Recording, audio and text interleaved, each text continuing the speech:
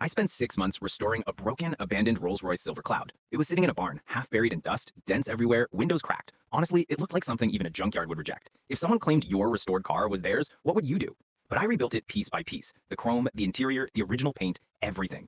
And when I finally rolled it out of my garage this morning, shining like it came straight from the 1960s, guess who walked over? HOA Karen. She marched across the street like she had been waiting for this moment her entire life. She didn't congratulate me. She didn't ask about the car. No. She pointed directly at it and yelled, "That's my car. I want it back."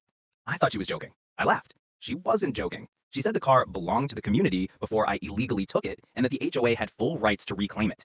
That's when I knew this was about to become one of the craziest HOA battles ever. Karen returned 5 minutes later with a folder stuffed full of random papers. She slammed it against the hood of my car, my freshly restored Rolls-Royce, and announced, "This proves it was abandoned on community land. The HOA owns it by default." I looked at her stack of evidence. Half of it was HOA newsletters from 2016.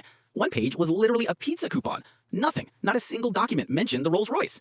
She pointed at a blurry old photo of the barn it had been in. Not the car, just the barn.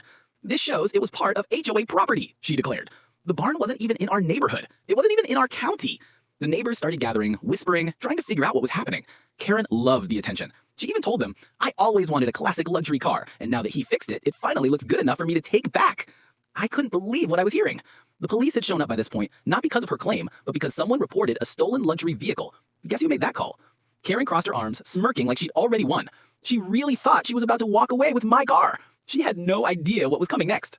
I reached into my pocket and handed the officer the one document that ended the entire argument, the official bill of sale, notarized, signed, and timestamped. But I didn't stop there.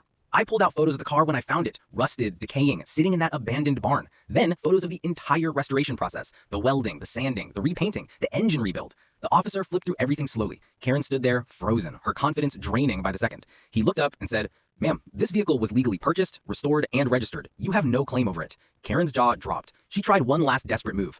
But the community should get something for it. He shouldn't just keep such a valuable car."